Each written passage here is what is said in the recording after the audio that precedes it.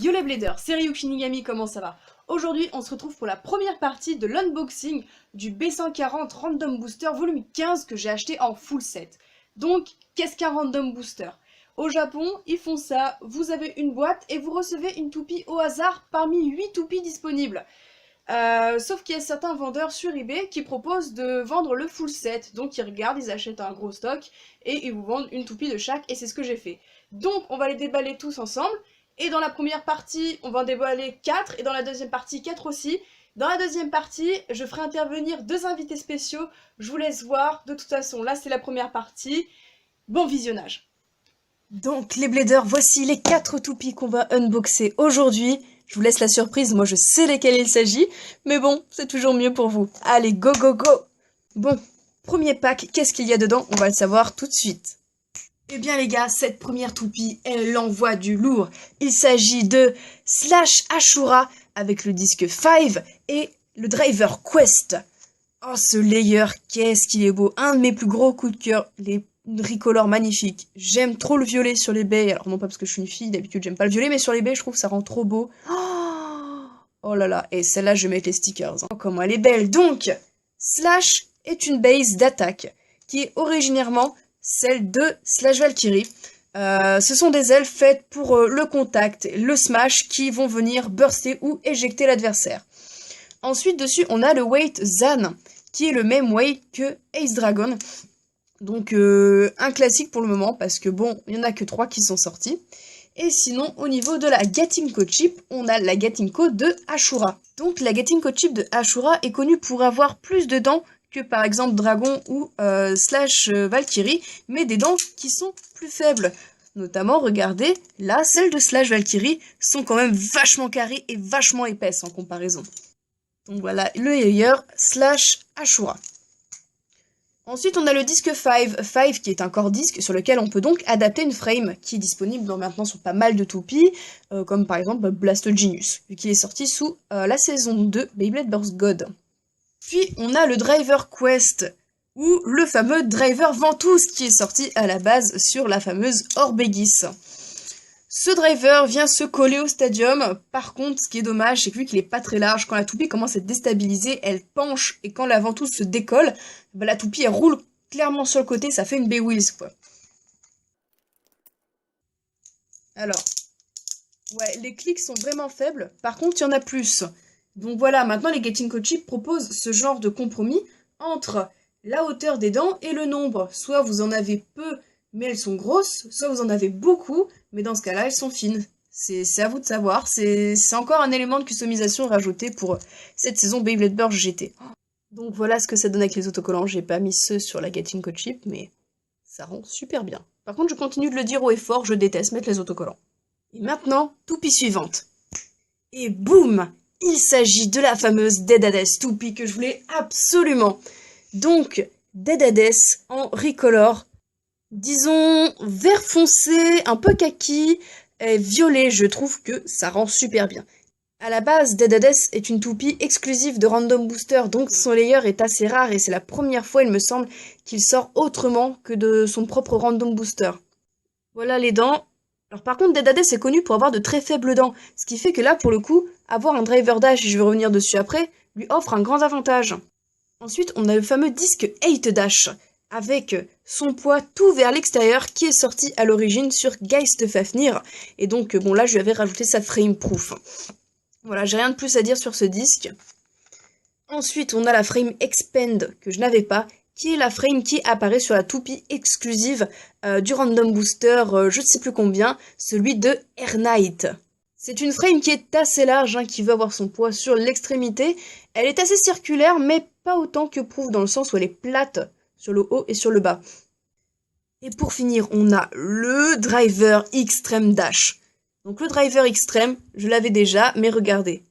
Là, la petite partie rouge indique qu'il s'agit d'un Driver Dash qui a en réalité un meilleur ressort que les autres drivers, donc l'autre version Dash par extension, et qui offre du coup un taux de burst réduit à la toupie. Les drivers dash, pour le moment, ne concernent que les drivers d'attaque et les drivers d'équilibre. Extreme Dash est connu pour avoir une extrême adhérence au stadium et conservant un bon mouvement qu'on appelle le mouvement fait de rosace, celui du rush shoot, et en fait un driver complètement redoutable en attaque. Donc voici Dead Hades, 8 Dash, Expand, Extreme Dash. Donc on entend que les clics sont pas forcément bons, mais que le driver rajoute vraiment une résistance. On va tester, pour comparaison, avec mon autre driver qui, lui, n'a pas un bon ressort. Ah oui, c'est une autre histoire, hein. On voit bien la différence. Donc je pense que Dead Hades, hein, depuis que cette toupie est sortie, c'est bien connu. Pour ceux qui jouent la strat, c'est une toupie qui a tendance à s'exploser facilement. Et toupie suivante. Il s'agit de Bushin Dragon 7 Friction avec le weight Retsu. Donc le layer Bushin Dragon, tout comme Slash Ashura, est un mélange de plusieurs toupies. Donc on a la Gatinko Chip de Ace Dragon, la toupie du personnage principal. On a la base de Bushin Ashura. Et le weight, ici, la partie métallique, Retsu de Slash Valkyrie. Donc la base Bushin est une base faite pour la défense. Malheureusement, je pense qu'elle a beaucoup trop d'irrégularités pour être si bonne que ça en défense, et ça s'est vu lors des tests. En revanche, la Gatinko Chip de Dragon a des dents plutôt correctes. Du coup, ça offre, je trouve, plus de résistance au burst que la Gatinko Chip de base Ashura, qui a des plus petites dents, même si elles sont plus nombreuses. Le weight Retsu, comme il a plus de poids d'un côté que de l'autre, va offrir un peu de déséquilibre à la toupie. C'est plus avantageux pour l'attaque que pour... là, je dirais, en fait, ça va être une toupie aux performances assez random, puisque les random boosters mettent vraiment des pièces au hasard. Hein. C'est pas que la toupie dans le paquet qui est au hasard, c'est vraiment les pièces qu'ils choisissent aussi. Ensuite, on va passer au disque 7, disque vu et revu, qui date de Beyblade Burst Evolution. On peut lui mettre une frame. Il est sorti à la base, je crois, c'était sur Legends Spriggan, puis il est ressorti sur pas mal d'autres toupies. Et pour finir, on a le driver Friction, qui est originairement le driver de Revive Phoenix 10 Friction. C'est un driver qui a le bout en POM, qui est un plastique, qui a moins de friction, donc qui va glisser plus facilement sur le stadium. Les performances qui vont en suivre vont être que la toupie aura plus d'endurance, mais pourra se faire éjecter plus facilement. En revanche, sur le contour, on a une sorte de bague en caoutchouc. Dans l'animé, ils nous vendent ça comme ça ça s'arrête, ça fait un dérapage. En réalité, ça ne marche pas vraiment. J'ai pas vraiment vu ce driver, le caoutchouc du moins toucher le stadium, ou alors il faut vraiment que la toupie soit beaucoup penchée avant le Tornado Ridge et je pense qu'elle aura eu le temps de se faire éjecter avant. Néanmoins, je le trouve super joli. Et voilà, Bushin Dragon. Elle est très jolie. Il y a des petits stickers à mettre sur... vous voyez, c'est quasiment rien. C'est vraiment sur les contours là. Je trouve pas que ce soit méga utile, je vais pas m'enquiquiner à les mettre. D'ailleurs, je reviens sur Dead Hades aussi, parce que je crois que j'ai pas montré ces stickers. Il y en a qui vont sur les hexagones ici, et sur la tête. Et maintenant, il nous reste donc 7 toupies. Du coup, je viens de découvrir qu'il s'agissait du driver Eternal, donc il s'agit de la fameuse toupie Cosmo Valkyrie, la toupie rare de ce random booster. Je tiens cependant à faire un petit point. Beaucoup d'autres bladers ont découvert qu'il y avait une couleur alternative à la base Cosmo et qu'il y avait une version Gold, une version collector dedans, une version encore plus rare. Et donc, j'aimerais qu'on découvre ensemble ce qu'il y a du coup comme layer dedans. Est-ce que c'est la version classique ou la version Gold? Et c'est la version classique, ça tombe bien, je préfère celle-là. Po, cette toupie envoie du lourd, les gars. Oh, elle est belle! Donc, le layer, il s'agit de Cosmo Valkyrie. Donc, il est muni d'une Gatinko Chip Valkyrie. Donc, comme la Valkyrie d'origine, mais en couleur rouge que je trouve super jolie. On va la démonter pour voir ça de plus près. Et elle est belle! Oh là là! Oh, comment elle est belle! Pour comparaison avec la bleue. Genre, si on mettait la rouge sur la bleue, oh, ça donnerait ça. Franchement, ce serait sympa aussi, mais du coup, le bleu fait que le rouge ressort un peu moins bien, du moins il est plus foncé.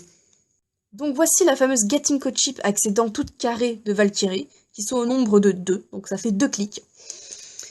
Vous avez avec le Weight 10, Weight qui est déjà sorti sur Bushin Ashura.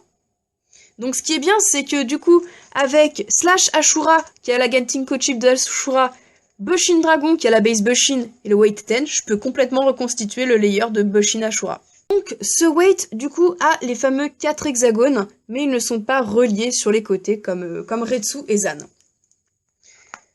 Au niveau de la base Cosmo, c'est une base qui se veut être assez lisse et qui a la partie en dessous en polycarbonate. Voilà, c'est ce qui a été dit dans la vidéo de présentation de Takara Tomy.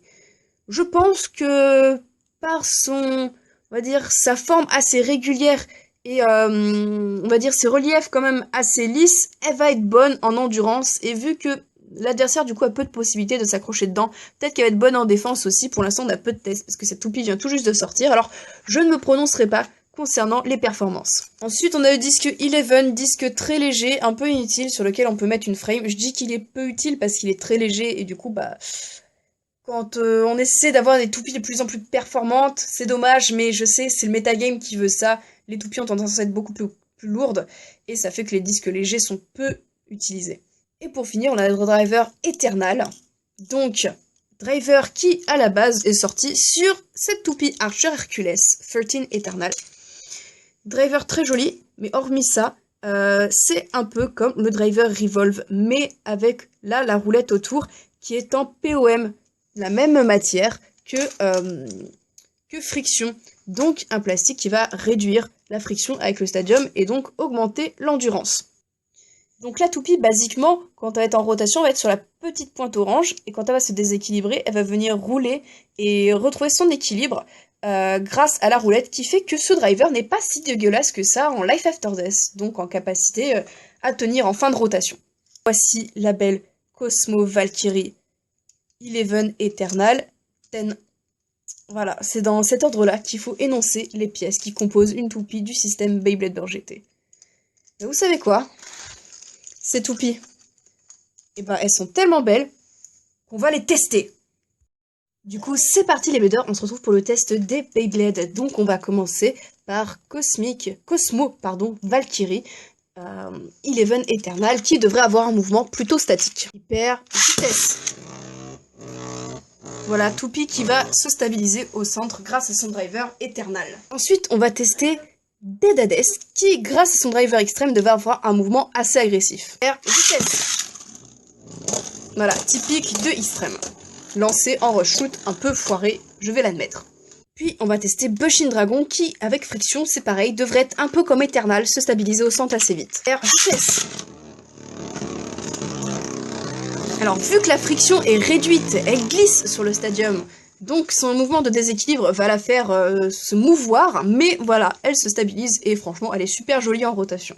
On va finir avec la toupie qui va être la plus drôle, avec le Driver Quest. Voilà, elle s'est collée. Cependant, lors du déséquilibre, bon là on l'aura pas parce qu'elle n'est pas en battle, mais elle devrait se déséquilibrer et tomber. Là, elle va s'arrêter à peu près droite, voilà. Du coup, je vous propose qu'on fasse une battle entre ces deux toupies. Donc ça arrive que parfois le Driver Quest ne se colle pas au stadium, et dans ce cas, bah, il a un mouvement assez agressif. Mais voilà, il se fait très vite rect. Dans la prochaine battle, on va faire s'opposer deux toupies aux performances totalement différentes, du coup. Cosmo Valkyrie qui va être assez statique, contre Dead Hades qui va être mobile. Hyper vitesse.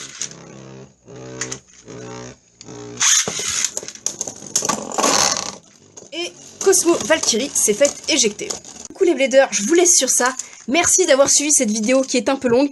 Et je vous dis, eh bien, à la semaine prochaine pour l'unboxing de la partie 2.